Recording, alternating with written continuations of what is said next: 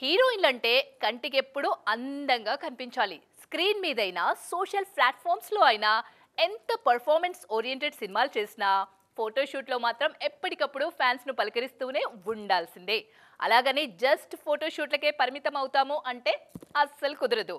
Craze ఉన్న కొందరు బ్యూటీలు ఈ మధ్య సినిమాల కన్నా షూట్ల మీదే ఎక్కువ కాన్సన్ట్రేట్ చేస్తున్నారా?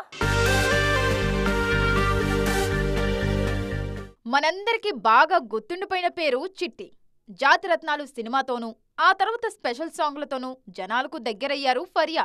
ఈ అమ్మాయి ఏంటి నా అంత ఎత్తుంది అని డార్లింగ్ దగ్గర ప్రశంసలు కూడా అందుకున్నారు. అంతా బాగానే ఉంది, ఫోటోషూట్లు కూడా కలర్ఫుల్ గానే కనిపిస్తున్నాయి. కానీ ఫరియా పెద్ద స్టార్ల పక్కన ఎందుకు చేయడం లేదనే బెంగ మాత్రం ఫ్యాన్స్ లో ఉండిపోయింది.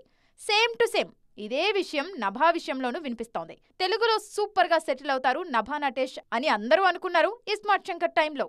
కానీ ఆ తర్వాత యాక్సిడెంట్ ఫేస్ చేయడం, కమ్బ్యాక్ లో చేసిన సినిమా హిట్ కాకపోవడంతో నభాకి అవకాశాలు సన్నగిల్లాయి.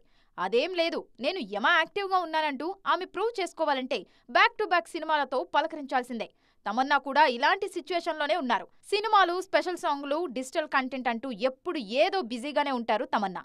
కానీ ఆమె ఎంత బిజీగా ఉన్నారనే విషయం పబ్లిక్లోకి వెళ్లడం లేదు. ఎంతసేపు ఆమె చేస్తున్న ఫోటోషూట్లే హైలైట్ అవుతున్నాయి. సినిమాల సంగతేమో గానీ జస్ట్ ఫోటోషూట్లతోనే లైమ్ లైట్ లో ఉంటున్న మరో నాయిక శ్రద్ధాదాస్ ఈ మధ్య బొత్తిగా సినిమాల్లో కనిపించడం లేదనే కామెంట్ బాగా వినిపిస్తోంది.